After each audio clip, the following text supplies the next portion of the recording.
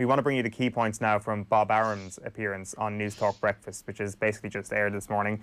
So first off, Bob Arum outlined some basic information about Daniel Kinahan's role in the fight and his own experience dealing with him. Is it fair to say Daniel Kinahan's his involvement was key in getting this across the line? I would think so, yes, certainly, because he has developed a great deal of trust with my company, myself, and our people, and he certainly is a trusted confidant of Tyson Fury. So obviously, his participation and his views were most significant and most important in getting this off the ground.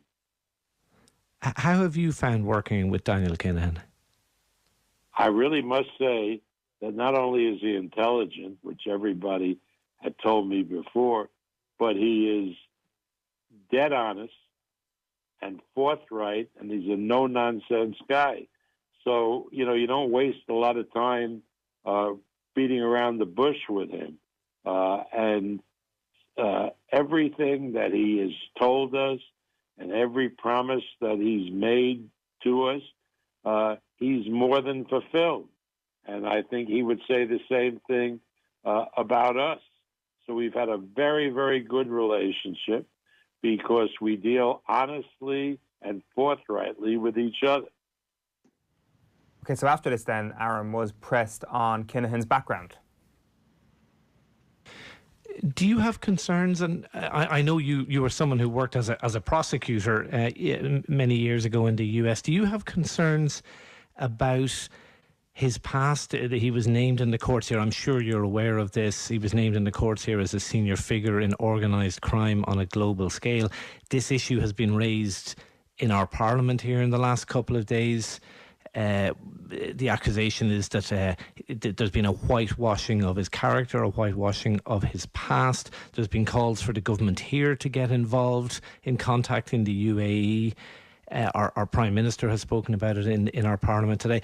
Do you have concerns about those links that have been talked about in our courts here? Look, I'm not naive.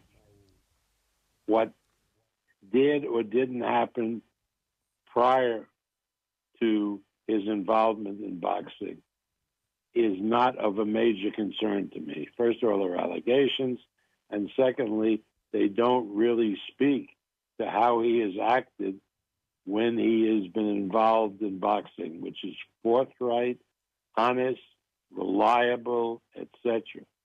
Look, in boxing, you might remind your Prime Minister, we've had situations where we've had athletes who were accused and convicted of major crimes, served their time, and came into the sport of boxing and not only performed well, but excelled, like Bernard Hopkins.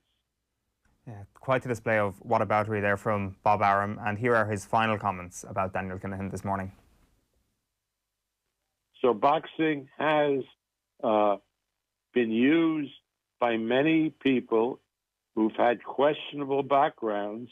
They come into boxing, if they conduct themselves well, yes, they then achieve a new type of attitude that people have to them because they're nothing but forthright and honest. So this is not unusual in boxing, where somebody comes in, has some questionable background in the past, and then goes into boxing, and then he's judged for how he acts in the sport, whether as a performer or a businessman. This is not unusual for the sport of boxing. Look, I accept that, Bob, and that is a very fair point about boxing, and people are entitled to a second chance having served their time. I suppose the counterpoint would be that quite recently Daniel Kinahan was named by the courts as a senior figure in organised crime on a global scale, that we're not talking about the past. Well, that has nothing, but again, those are allegations, and I don't know anything about that. And, you know, his dealings with us have been solely about Tyson Fury and the sport of boxing. And if anybody asked me, I would say without any question that I find him to be an honorable man.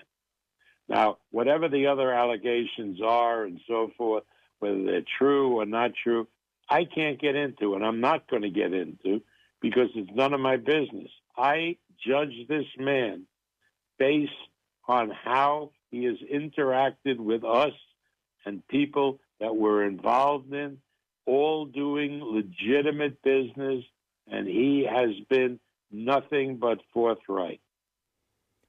So there's Bob Arum speaking on Newstalk Breakfast this morning. Adrian, the translation there, I judge this man based on what he's done in boxing, means I don't care about what he has done before boxing. I don't care about the character of the man we are judging with. And by extension, I don't care about the image that this bestows upon the entire sport of boxing. And it's brazen from Bob Arum. It's not that surprising from Bob Arum.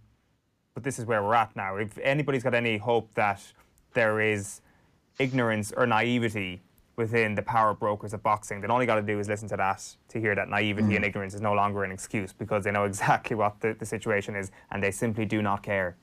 No, and you made the point. We're going to hear this ad nauseum over the coming months and beyond until this fight absolutely inevitably happens, and it'll just be a fact of life. Like, the one thing that, you know, people will say, well, Bob Arum obviously, and this is now the second time that he's obviously endorsing his association with Daniel Kinahan around this.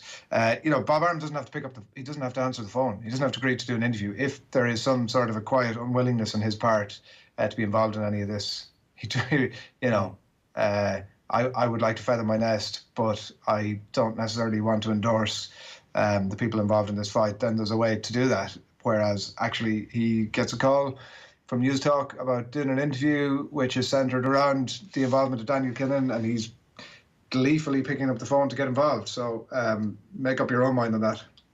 I like the way as well that he says being a good businessman is the mark of a good character, and that is a thumbs up for me in terms of defending his decision. Good businessman, and that's all we're judging it on.